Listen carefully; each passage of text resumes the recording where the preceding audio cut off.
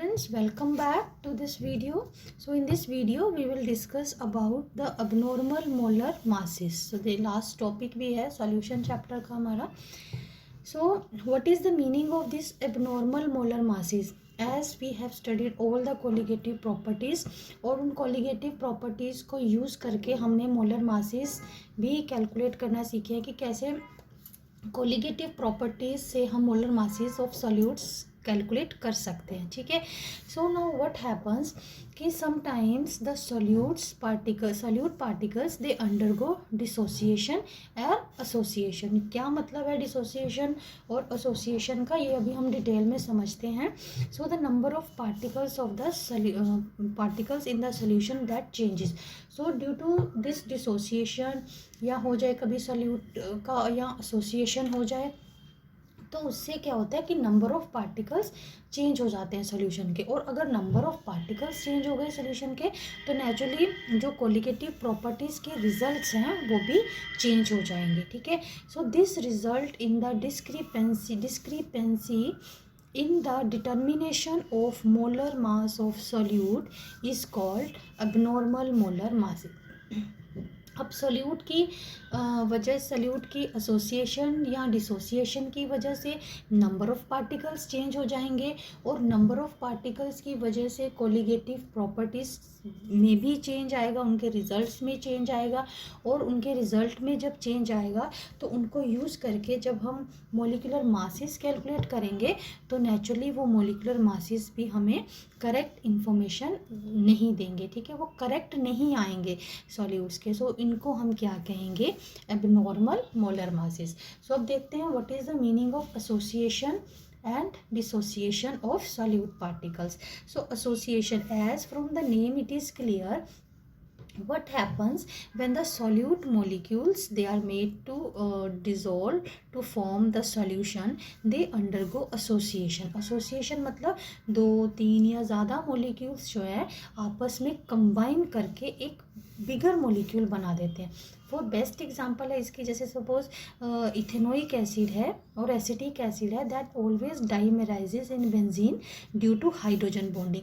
ये डाइमेराइज कर जाता है, मतलब डाइमेराइज मतलब दो बेंजीन के जो मॉलिक्यूल्स हैं वो आपस में, सपोज ये एक मॉलिक्यूल है, सपोज ये दूसरा मॉलिक्यूल है, तो दोनों आपस में कंबाइन करते हैं ड्यू टू हाइड्रोजन बॉन्डिंग. ठीक है. तो उस वजह से हुआ क्या, अब दो मॉलिक्यूल्स जो थे वो एक बन गए. अब सोल्यूट दो नंबर से एक नंबर बन गया, यानी कि आप जितने मॉलिक्यूल्स इसके डिसॉल्व करोगे उससे वो हाफ हो जाएंगे, क्योंकि दो मॉलिक्यूल्स जब कंबाइन करेंगे. एंड द कोलिगेटिव प्रॉपर्टीज़ जो हैं they depend upon the number of particles not upon the nature. So इसी की वजह से उसकी वैल्यूज़ में भी, उसके रिजल्ट्स में भी चेंज आएगा. Now what is dissociation. जैसे आयनिक कंपाउंड्स में होता है, सपोज NaCl है, KCl है, जब इन मॉलिक्यूल्स, इन सॉल्यूट मॉलिक्यूल्स को डिसॉल्व करते हैं तो ये दे डिसोसिएट इनटू आयंस. तो इसको हम कहते हैं डिसोसिएशन या ionisation. So the number of particles बढ़ गए ना. अब देखो आपने NaCl डिसॉल्व किया, अब NaCl ब्रेक करके Na+ और Cl नेगेटिव आयन बनाता है जब भी इसको डिसॉल्व किया जाता है. It was a one molecule, now we have 2 particles in the solution. So the number of particles increases in the solution. So same way अब डिसोसिएशन में नंबर ऑफ पार्टिकल्स इंक्रीज हो गए एज एक्सपेक्टेड, तो क्या होगा, colligative properties के results में भी चेंज आएगा. ठीक है. अब एसोसिएशन यूजुअली कैसे सॉल्वेंट्स में होती है, जिनका डाइलेक्ट्रिक कांस्टेंट बहुत कम होता है. ठीक है. और you can say other way which are non polar in nature. So association जो है ऐसे वाले सॉल्वेंट्स में जब सोल्यूशन बनता है, so there are more chances of association. ठीक है. सो this dissociation usually takes place in the polar medium having high dielectric constant. इसमें हम water की example ले सकते हैं. mostly salts they are very much soluble in water and they undergo dissociation and water has high dielectric constant. ठीक है. so next देखो, next और इनको हम कैसे डिफ्रेंशिएट कर सकते हैं, डिसोसिएशन और एसोसिएशन को कैसे कंपेयर कर सकते हैं. So the number of particles decreases and consequently the value of colligative property decreases. ये मैंने आपको वैसे भी समझाया पहले भी कि जब नंबर ऑफ पार्टिकल, सपोज ये इथेनोइक एसिड का ही केस था कि दो दो मॉलिक्यूल्स उसके मिलकर के एक बना रहे थे, डाइमेराइज हो रहे थे, तो नंबर ऑफ पार्टिकल्स तो कम हो गए ना। सो अगर नंबर ऑफ पार्टिकल्स कम हो गए तो कोलिगेटिव प्रॉपर्टी की जो वैल्यू है वो भी कम हो जाएगी, ठीक है, because colligative properties that depend upon the number of particles. Then in case of dissociation, number of particles increases. तो जब number of particles increase हो रहे हैं तो कोलिगेटिव प्रॉपर्टी की वैल्यू भी इंक्रीज होगी, ठीक है। So due to next is the due to association observed molar masses will be higher than the normal molar masses. What does it mean कि जितना सपोज बेंजोइक एसिड का जो एक मोलिक्यूल है, इसका जितना भी मोलिकुलर मास होगा वो जो कैलकुलेट हम करेंगे कि इसका इतना मोलिकुलर मास है, लेकिन जो हम ऑब्जर्व करेंगे क्योंकि इसके दो मॉलिक्यूल्स अब एक बन गए, तो जो मॉलिक्यूलर मास कोलिगेटिव प्रॉपर्टी को यूज़ करके हम करेंगे, so that will be more और that will be higher. So suppose ये डाइमराइज कर रहे हैं तो molecular mass will be double as observe from the colligative properties. So in case of dissociation, जब डिसोसिएशन हो गई, मॉलिक्यूल ब्रेक कर गया, सो उसका मॉलिक्यूलर मास जो होगा वो that will be less than that of the normal molecular mass. Fine. So these were some points of differences like what happens when association takes place in the solution and when dissociation takes place, ठीक है। Now next very important topic, that is want of factor. So what is want of factor? पीछे हमने देखा what is the meaning of association and what is the meaning of dissociation. अब उस association और dissociation की वजह से जो प्रॉपर्टीज़ में चेंज आता है, ठीक है, सो और मोलर मासेस में चेंज आता है। सो वान हॉफ ने इस चेंज को स्टडी किया। So that is due to association and dissociation the colligative properties for such solutions means जिनमें एसोसिएशन हो गई या डिसोसिएशन होगी is different from the ideal solution, ठीक है। आइडियल सोल्यूशंस वो जिनमें ना तो एसोसिएशन हो ना डिसोसिएशन हो, जो वैल्यू हम कैलकुलेट करें ऑब्जर्वेशन में भी हमें वही वैल्यूज आए, ठीक है। So this change in property was explained by Van Hoff. इन सारी प्रॉपर्टीज़ को वान हॉफ ने एक्सप्लेन किया था and he introduce the factor that is i, ठीक है, जिसको हम वान हॉफ फैक्टर भी कहते हैं, which count for the extent of association and dissociation, कि ये हमें बताएगा कि कितना एक्सटेंट है एसोसिएशन और डिसोसिएशन का। Fine. Then this i factor, अब इस आई फैक्टर को हम कैसे डिफाइन करेंगे, what is the meaning of i factor और how this i factor is defined as, this is the ratio of abnormal colligative properties upon normal colligative properties, ठीक है। और अब एबनॉर्मल कोलिगेटिव प्रॉपर्टीज को आप ऑब्जर्व्ड कोलिगेटिव प्रॉपर्टीज़ भी कह सकते हो और नॉर्मल कोलिगेटिव प्रॉपर्टीज़ को आप कैलकुलेटेड भी कह सकते हो, कैलकुलेटेड कोलिगेटिव प्रॉपर्टीज़, ठीक है। तो दोनों में से कोई भी वर्ड आप यूज़ कर सकते हो। एबनॉर्मल मतलब जो ऑब्जर्वेशन में आएगा वो तो एबनॉर्मल ही आएगा ना, और जो आप थ्योरेटिकली कैलकुलेट करोगे तो that will be the normal value, ठीक है। अब फॉर एग्जांपल इसमें एसिटिक एसिड के केस में अगर आप खुद से कैलकुलेट करोगे प्रॉपरली, जैसे हम मोलिकुलर मास कैलकुलेट करते हैं, सो दैट विल बी अकॉर्डिंगली कि CH3COH, आप जितना भी इसका मोलिकुलर मास कैलकुलेट करोगे वही आएगा। बट लेकिन जब ऑब्जर्व करोगे आप कोलिगेटिव प्रॉपर्टीज़ को यूज़ करके एक्सपेरिमेंटली उसका ऑब्जर्व करोगे मोलिकुलर मास, तो हमारे पास वैल्यू जो है वो डबल आएगी। So this is the meaning of observed colligative properties and calculated colligative properties, ठीक है। सेम वे, अब ये तो हमारे पास एक जनरल डेफिनेशन हो गई। अगर हमने आई फॉर ऑस्मेटिक प्रेशर देखना है तो पाई मीन्स ऑस्मेटिक प्रेशर, और यू कैन से observed osmotic pressure and calculated osmotic pressure. So observed और कैलकुलेटेड यूज़ कर सकते हो वर्ड, जैसे कि मैंने पहले बताया, और pi abnormal upon pi normal. Same way आप नेक्स्ट कोलिगेटिव प्रॉपर्टी देखो, lowering in the vapour pressure, mean to say किसी भी कोलिगेटिव प्रॉपर्टी की ऑब्जर्व्ड और कैलकुलेटेड वैल्यू लेकर के आप आई को कैलकुलेट कर सकते हो, ठीक है। ये भी हमारे पास ऐसे ही आ सकता है कि आप पाई को अब नॉर्मल लिख सकते हो अपॉन नोट पाई को तो हमने देख लिया, डेल्टा पी को, और डेल्टा पी को आप नॉर्मल रेशो, मतलब ये दोनों वर्ड्स भी यूज़ कर सकते हो सारी प्रॉपर्टीज़ के लिए।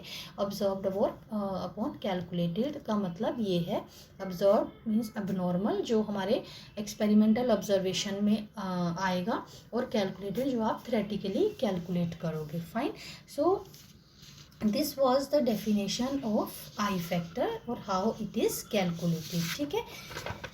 Next see, we know that colligative properties they are inversely proportional to the molar masses। अब पीछे डेफिनेशन में हमने I को डिफाइन किया इन टर्म्स ऑफ colligative properties, तो हमने कैसे डिफाइन किया उसको, observed colligative properties upon calculated colligative properties, ठीक है। अब ये अगर दोनों इन्वर्सली प्रोपोर्शनल है और हमने आई को in terms of molar mass calculate करना है, so this will be reverse, it means it will be the ratio of the normal molar mass, और you can say calculated molar mass upon observed molar mass, ठीक है। ये formula use करके in terms of molar mass formula use करके, but that will be reverse to that of the colligative properties, means reverse to that of the colligative properties, the formula 1 where we calculated I by using the colligative properties, ठीक है। अब I को हम और किस तरीके से calculate कर सकते हैं, number of particles in solution after association और डिसोसिएशन, ठीक है, और number of particles in solution before association और डिसोसिएशन। जब एसोसिएशन डिसोसिएशन हो गई उसके बाद फाइनल क्या आया, सपोज आपने NaCl के लिए करना है, तो NaCl के लिए हमारे पास Na+Cl नेगेटिव हो गया, सो आफ्टर डिसोसिएशन 2 हो गए ना इसके पार्टिकल्स। इसके लिए अगर हमें I कैलकुलेट करना हो तो नंबर ऑफ पार्टिकल्स 2 हो गए आफ्टर डिसोसिएशन, ठीक है। ये डिसोसिएशन का केस है, तो आफ्टर डिसोसिएशन 2 हो गए, और बिफोर एसोसिएशन हमारे पास 1 है, सो I इसके लिए आ जाएगा, I की वैल्यू आ जाएगी 2. So in this way I is calculated by using this formula. Fine. Next is the want of modifies the equation for colligative properties. अब जैसे want of ने जो भी करेक्शन की या जो भी I कैलकुलेट किया by using the colligative properties values observed or calculated, or by using observed or calculated molar mass, or by using this formula, so he corrected, or he, you can say, modifies the equation for all the colligative properties. See, this is relative lowering in vapor pressure, formula will remain the same, but only I factor is introduced. Same here in elevation in boiling point, I factor is introduced. In case of depression in freezing point, I factor is introduced, and in case of osmotic pressure, I factor is introduced. So in this way, in all the colligative properties, all the colligative properties, the mathematical expression is modified, and he included factor I in these formulas. Fine. Now let's see what is the importance of I. अगर हमें I पता चल जाए, अगर हम जो भी हमारी रिक्वायरमेंट हो, न्यूमेरिकल, सपोज हम कोई कैलकुलेट कर रहे हैं, तो अगर I की वैल्यू हमारे पास 1 आती है तो उससे क्या क्लियर होता है, इट मीन्स नो एसोसिएशन और नो डिसोसिएशन, नो एसोसिएशन और no dissociation, this is dissociation that takes place, ठीक है। No association, no dissociation takes place, ठीक है। ना तो सोल्यूट एसोसिएट हुआ है ना डिसोसिएट हुआ है। और अगर आई की वैल्यू लेस देन 1 है, it means association has taken place, और अगर आई की वैल्यू ग्रेटर देन 1 है, it means dissociation has taken place. तो आई की वैल्यू से हमें ये सारे पता चल जाएगा कि सॉल्यूट में एसोसिएशन हुई है या डिसोसिएशन हुई है या कुछ भी नहीं हुआ। So this was the importance of i, और you can say the information we can draw from the value of i. Fine. So next is the degree of dissociation by using I. अब degree of dissociation by using i, अभी हमने पीछे देखा कि either solute can undergo association और dissociation, but what is the degree of dissociation, कि कितना कितना डिसोसिएशन हुआ है, what is the degree of dissociation. So you can calculate this alpha, which is the degree of dissociation, by using this formula I minus 1 upon n minus 1, where n is the number of moles of particles formed in the solution. कि number of particles solution में कितने बने हैं, ठीक है, after dissociation. Suppose N की value अगर हमने KCl के लिए है तो दैट इज़ 2. तो 2 कैसे आएगी, जैसे पहले भी मैंने कैलकुलेट करके बताया NaCl के लिए. So it dissociates like this, K plus plus और Cl नेगेटिव, ये 2 आयंस में डिसोसिएट हुआ. तो ये कितने नंबर ऑफ आयंस हैं, 2 अपॉन 1, यानी कि बिफोर मेकिंग द सोल्यूशन ये क्या था, 1 था, तो 2/1, तो इसके 2 आ गए. Same way for calcium chloride, it dissociates into Ca2 plus and 2 Cl negative ions. तो टोटल नंबर ऑफ आयंस कितने हो गए हमारे पास, 3, ठीक है, 3/1, तो ये तो एक ही था. देन 3/1, तो हमारे पास n की वैल्यू 3 आ गई. तो ये 3 वैल्यू हम इस फॉर्मूला में पुट करेंगे, ठीक है.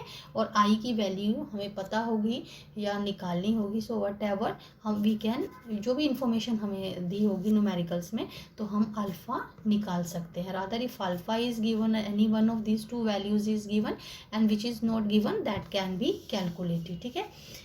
नेक्स्ट है degree of association. Same way association भी होती है, but how much, what is the degree of association, कितना एसोसिएट किया है solute. So that is calculated by using this formula. Alpha is equal to i minus 1 upon 1/n minus 1. So this is the formula to calculate alpha for association or degree of association.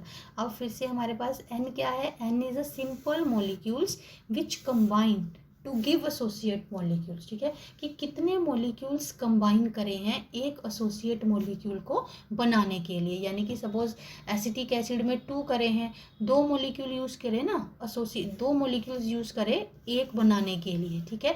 So n की value कितनी होगी, 2, number of simple molecules which combine to give associate molecules, ठीक है. So in this way, by putting these values we can calculate the degree of association. So that's all with this topic.